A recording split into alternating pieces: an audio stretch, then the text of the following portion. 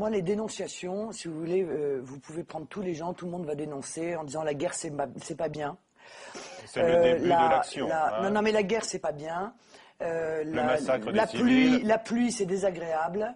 Les morts, c'est affreux. Les massacres de civils, c'est atroce.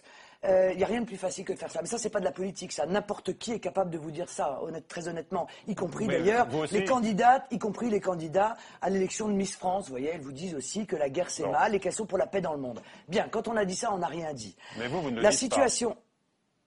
Pas. Alors, en tous les cas, vous pondérez votre propos sur la responsabilité de ce qui se passe concrètement aujourd'hui en Syrie. Moi, je suis une responsable politique. Je ne suis pas candidate à l'élection de Miss France.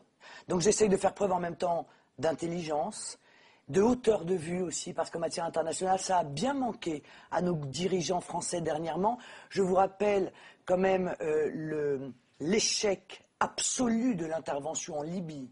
Tout de même, parce qu'on n'en a pas beaucoup parlé de cet échec et des conséquences de l'arrivée au pouvoir des djihadistes, avec notre argent, avec notre aide, avec notre armée, dont la première décision a été de mettre en œuvre la charia, et puis qui a contaminé en quelque sorte l'ensemble de ses voisins, et qui est aujourd'hui à l'origine...